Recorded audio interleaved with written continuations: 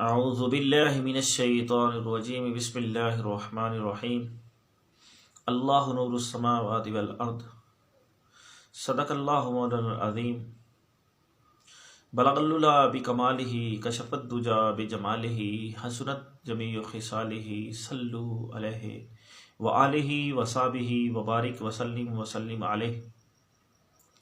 नाज़रीन अस्सलामु अलैकुम व रहमतुल्लाहि व बरकातुहू। मैं हूं आपका दोस्त हकीम हाफ़िज़ मोहम्मद जवाद असलम सैफ़ी दुआ खाना की तरफ से आपकी खिदमत में आज एक बेहतरीन और कमाल का नुस्खा लेकर हाज़िर खिदमत हुआ हूं उन नौजवानों के लिए जो कहते हैं कि हम परेशान हैं, कि हम हाथ रसी करके तंग आ चुके हैं, लेकिन ये हमारी आदत ऐसी बन चुकी है कि इससे छुटकारा जो है वो नामुमकिन है। हम बड़े परेशान हैं कि इस मर्ज़ से कैसे छुटकारा हासिल किया जाए। तो नाज़रीन, अल्लाह रब्बुल इज़्ज़त के हबीब मोहम्मद मुस्तफ़ा सल्लल्लाहु अलैहि वसल्लम ने फरमाया कि जब कोई नौजवान तौबा करता है, अल्लाह के हजूर माफ़ी मांगता है, तो अल्लाह रब्बुल इज़्ज़त उसके एक आंसू के गिरने से पहले मशरक़ से मगरब और शमाल से जनूब के जितने भी कब्रिस्तान होते हैं, उनमें जितने भी लोगों को अजाब हो रहा होता है, उसके एक तौबा करने की वजह से अल्लाह रब्बुल इज़्ज़त उनसे अजाब जो है वो दूर फरमा देते हैं। अल्लाह रब्बुल इज़्ज़त उनके गुनाहों को बख्श देते हैं। ये है नौजवान की तौबा। तो सबसे पहले आप गुस्ल करें, वज़ू करें। वज़ू करके आप मस्जिद में तशरीफ़ लाएं और अल्लाह के हजूर गिड़गिड़ा कर माफ़ी मांगें कि या बारी ताला, जिस गुनाहों में हम मुब्तला थे ये हमारी गफलत थी, लेकिन आज हम तेरे हजूर हाजिर खिदमत हैं। या अल्लाह, हम इस गुनाह से बचना चाहते हैं। या बारी ताला, तू हमें इस गुनाह से महफूज फरमा और हमें इस गुनाह से बचने की तौफीक अता फरमा। तो नाज़रीन, वो बख्शने वाला मेहरबान है, क्योंकि उसका नूर आसमानों और ज़मीन में है। वो हर एक की तौबा सुनता है। देखें, माँ अपने बच्चे से कितना प्यार करती है कि कोई माँ अपने बच्चे को तकलीफ़ नहीं दे सकती। सर्दी के दिनों में जब बच्चा पेशाब कर दे बिस्तर पर, तो बच्चे को खुशक जगह पर लेटाती है, आप गीली जगह पर लेट जाती है। ये कितना प्यार है माँ का अपने बच्चे के साथ। तो अल्लाह रब्बुल इज़्ज़त की ज़ात पर मैं कुर्बान जाऊँ कि वो माँ से 72 गुना ज़्यादा अपने बंदे से प्यार करता है। अल्लाह रब्बुल इज़्ज़त अपने बंदे से माँ से 72 गुना ज़्यादा प्यार करता है, तो वो कैसे चाहता है कि मेरे बंदे को तकलीफ़ हो। तो जब इंसान अल्लाह के हजूर हाज़िर होता है, उससे माफ़ी का तलबगार होता है, तो अल्लाह रब्बुल इज़्ज़त उसके गुनाहों को माफ़ फरमा देते हैं। नाज़रीन, ये हाथ रसी एक बहुत गंदी मर्ज़ है।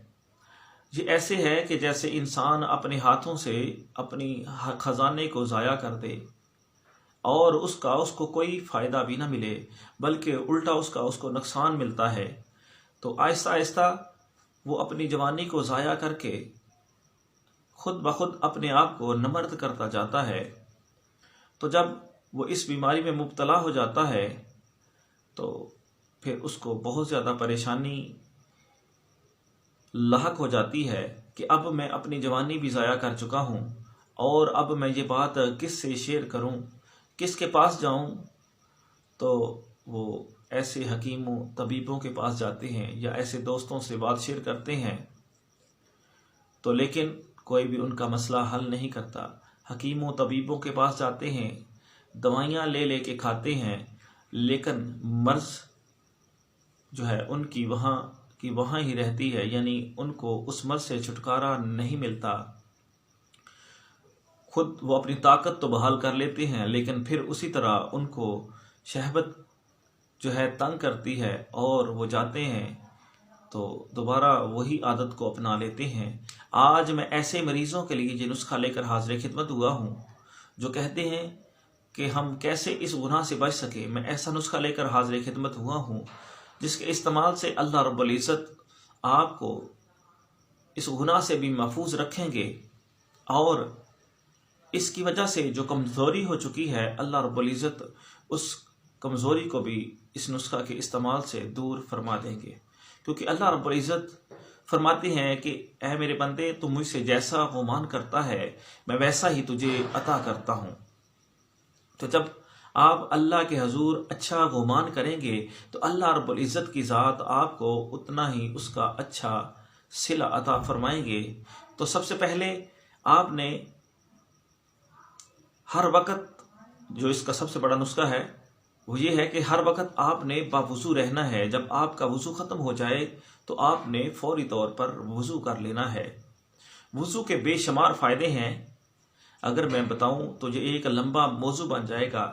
यहाँ पर मैं एक छोटा सा वाक़या आपके साथ शेयर करता हूँ ताकि आपका ईमान भी ताज़ा हो जाए और आप ये जो तरीका है वज़ू का वो भी अपना लें।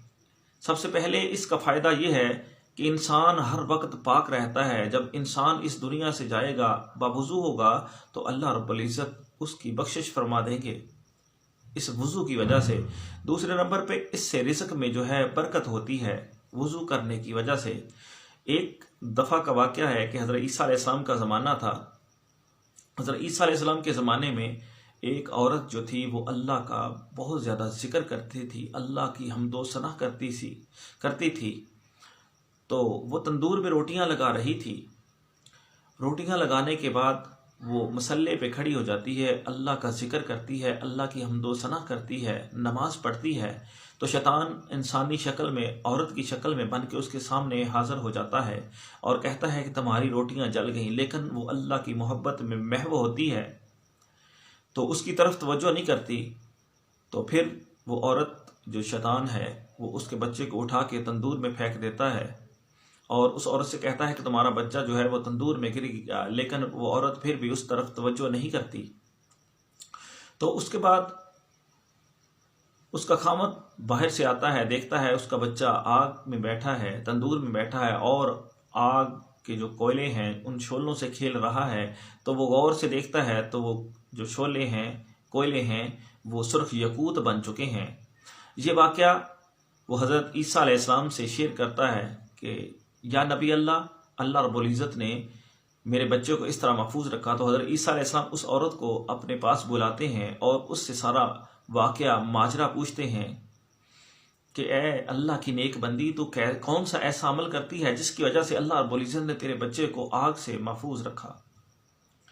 तो वो कहती है कि ए अल्लाह के नबी, मेरा जब वज़ू ख़त्म होता है तो मैं फौरी तौर पर वज़ू करती हूँ और 2 रकत नफल अदा करती हूँ। मुझे जो भी हाजत होती है वो मैं अल्लाह के हजूर पेश करती हूँ। अल्लाह रब्बुल इज़्ज़त मेरे उस मसले को फौरी तौर पर हल फरमा देते हैं। यानी वज़ू की बरकत से अल्लाह रब्बुल इज़्ज़त उसके हर मसले को हल फरमा देते हैं और वज़ू की वजह से अल्लाह रब्बुल इज़्ज़त ने उसके बच्चे को आग से महफूज रखा। तो नाज़रीन, जब अल्लाह के हजूर आप सच्चे दिल से तौबा करेंगे, मुसम्मम अपने दिल से इरादा करेंगे कि आज के बाद मैंने ये गुनाह नहीं करना, अल्लाह रब्बुल इज़्ज़त मुझे इस गुनाह से महफूज रखे। जब आप मुसम्मम पक्का इरादा कर लेंगे तो अल्लाह रब्बुल इज़्ज़त आपको इस गुनाह से महफूज रखेगा।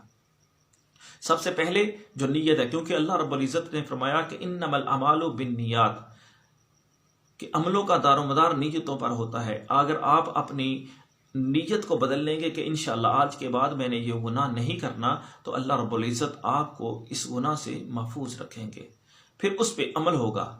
तो नाज़रीन, आपने आज के बाद पुख्ता दिल से इरादा करना है कि मैंने ये गुनाह नहीं करना। अपनी ज़िंदगी को बदलना है, अपने जहन को बदलना है और ख़ास तौर पर वालिदैन भी अपने बच्चों को अकेला ना छोड़ें ताकि वो इस गुनाह में मुब्तला ना हों।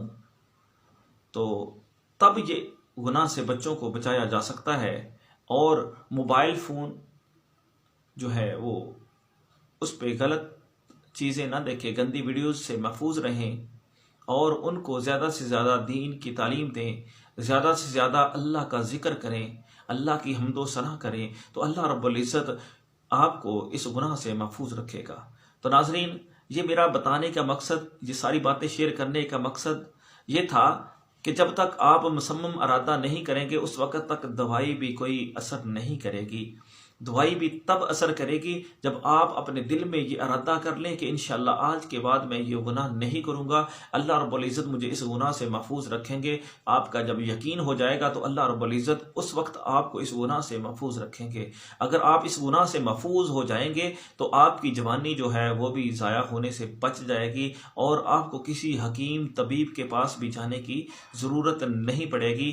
और कल आपको जब शादी हो जाएगी तो तब आपको किसी भी किस्म की शर्मिंदगी नहीं उठानी पड़ेगी। नाजरीन, आज अब मैं आपके साथ वो नुस्खा शेयर करता हूँ जिसकी वजह से अल्लाह रब्बुल इज़्ज़त आपको इस गुनाह से महफूज रखेंगे इंशाअल्लाह ताला। ये बहुत ही बेहतरीन और मुजरब नुस्खा है और इसके इस्तेमाल से आपके दिल में भी ताकत पैदा होगी, आपके दिमाग में भी ताकत पैदा होगी। अल्लाह रब्बुल इज़्ज़त आपको इस गुनाह से महफूज रखेंगे। जब इंसान के जिस्म से मनी का अखराज होता रहता है उसकी वजह से दिल भी कमज़ोर हो जाता है, हर चीज़ में उसको खौफ महसूस होता है, उसका दिमाग भी कमज़ोर हो जाता है, उसका दिमाग सही तरीके से काम नहीं करता, उसको बार बार परेशानी बनती है कि यार मैं ये काम करूँगा ऐसा हो जाएगा, ये करूँगा ऐसा हो, यानी कि उसके दिल में वसवसे पैदा होते हैं। ये क्या वजह है कि ये असल वजह कमज़ोरी बन जाती है, हाथ रसी की वजह से, गलत काम करने की वजह से। तो अल्लाह रब्बुल इज़्ज़त हमें इस गुनाह से महफूज रखे। तो नाजरीन, आज अब मैं आपके सामने वो नुस्खा शेयर करता हूँ। तो इसके लिए सबसे पहले जो चीज़ आपने लेनी है वो कुश्ता चांदी है। चांदी का कुश्ता लें, किसी अच्छी कंपनी का बना हुआ लें, 1 तोला। अगर किसी हकीम के पास अच्छा बना हुआ चांदी का कुश्ता हो तो वो ले लें तो क्या बात है, बेहतरीन है। तो 1 तोला चांदी का कुश्ता लें और 1 तोला कुश्ता सैदाता लें, इसको कुश्ता मसल्लस भी बोलते हैं। ये कंपनी के भी अच्छे बने हुए बाज़ार से मिल जाते हैं। तो उसके बाद तीसरी चीज़ जो लेनी है वो है कुश्ता मरजान, और वो भी आपने 1 तोला लेना है। और कुश्ता सदफ, इसमें कैल्शियम होता है, ये कुदरती तौर पर अल्लाह रब्बुल इज़्ज़त ने इसमें कैल्शियम रखा हुआ है, तो ये हड्डियों की जो कमज़ोरी है उसको दूर करेगा। ये भी आपने 1 तोला लेना है। ये चारों 1-1 तोला लें और 1 तोला आपने इसमें पोटाशियम ब्रोमाइड डाल लेना है और इन तमाम दवाओं का सफ़ूफ बना लें। इन तमाम दवाओं का सफ़ूफ बना के इसको मिक्स करके किसी महफूज शीशे की शीशी में महफूज करके रख लें। और आपने 1 माशा की खुराक इसकी जो है दिन में 2 दफ़ा इस्तेमाल करनी है। तो ये नौजवानों के लिए है, शादीशुदा जो लोग हैं वो इससे अवॉइड करें, इससे परहेज़ करें। हाँ, अगर शादीशुदा ने ये दवाई इस्तेमाल करनी है तो इसमें पोटाशियम ब्रोमाइड जो है वो 3 माशा से ज़्यादा ना डालें, लेकिन वो भी उनके लिए जो ज़कात हिस्स के मरीज़ हैं। अगर आपने वैसे इस्तेमाल करना है तो इसमें पोटाशियम ब्रोमाइड को आपने इस्तेमाल नहीं करना। शादीशुदा जो मरीज़ हैं वो बाकी 4 जो कुश्ते हैं वो इस्तेमाल कर सकते हैं और उसकी खुराक जो है वो आपने 1 माशा ही रखनी है, यानी 1 ग्राम ही खुराक उसकी इस्तेमाल करनी है। ये बहुत ही ज़बरदस्त और कमाल का नुस्खा है उन मरीज़ों के लिए जो कहते हैं कि हाथ रसी करके हम अपनी जवानी ज़ाया कर चुके हैं, अब परेशान हैं कि कैसे अपनी जवानी को वापस लाया जाए। तो नाजरीन, मैं दोबारा से रिपीट करता हूँ, कुश्ता चांदी 1 तोला, कुश्ता सैदाता जो है वो 1 तोला और कुश्ता सदफ जो है ये भी 1 तोला। ये तीनों 1-1 तोला लें और कुश्ता मरजान जो है वो भी आपने लेना है 1 तोला। अगर कुछ नौजवान कहते हैं कि दिल की घबराहट होती है तो वो कुश्ता मरबरीद जो है, सुच्चे मोतियों का कुश्ता, वो भी इसमें 1 तोला डाल सकते हैं, वो भी ज़बरदस्त है। जिनको दिल की घबराहट होती है, कहते हैं कि हमारा दिल जो है बहुत ज़्यादा घबराता रहता है, बहुत परेशानी होती है, तो वो इसमें कुश्ता मरबरीद भी डाल लें। और नौजवान जो हैं जो कहते हैं कि हाथ रसी से हम तंग आ चुके हैं, अब इस गुनाह से बचना चाहते हैं, तो उसमें आपने 1 तोला पोटाशियम ब्रोमाइड डाल लेना है। ये तमाम चीज़ों का सफ़ूफ बन गया है और इसको मिक्स कर लें और 1 माशा की खुराक आपने जो है वो दिन में 2 दफ़ा इस्तेमाल करनी है। अगर आपको ऐसे समझ ना आए तो 500 mg का कैप्सूल ले लें, बाज़ार से किसी दवाखाने से बता के कि 500 mg का कैप्सूल दे दें। उसकी आपने जो है 1 कैप्सूल सुबह और 1 कैप्सूल शाम जो है इस्तेमाल करना है। इंशाअल्लाह मेरे अल्लाह ने चाहा तो अल्लाह रब्बुल इज़्ज़त आपको इस गुनाह से महफूज रखेंगे और ख़ुद ब खुद आप इस मर्ज़ से छुटकारा हासिल कर लेंगे। लेकिन जो पहले मैंने बातें बताई हैं कि हर वक्त बावुज़ू रहना है, 5 वक्त की नमाज़ पढ़नी है, अल्लाह का ज़िक्र करना है, अल्लाह की हम्दो सना करनी है, ज़्यादा से ज़्यादा आका लजपाल बंदी ताजदार की ज़ात पर दरूद सलाम पढ़ना है और ज़्यादा से ज़्यादा इस्तग़फ़ार करनी है, तो अल्लाह रब्बुल इज़्ज़त आपको इस गुनाह से महफूज रखेंगे।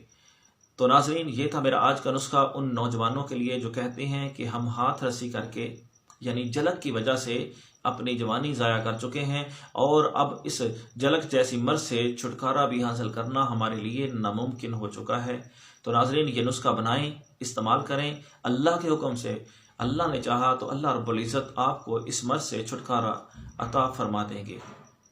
नाज़रीन, अगर आपने अभी तक मेरे चैनल को लाइक और शेयर नहीं किया तो इसको लाजमी तौर पर लाइक और शेयर कर लें ताकि ये नुस्खा दूसरे दोस्तों तक भी जा सके और आपके लिए और मेरे लिए ये सदका जारिया बन सके, क्योंकि सबसे अच्छी चीज़ जो है वो है सदका।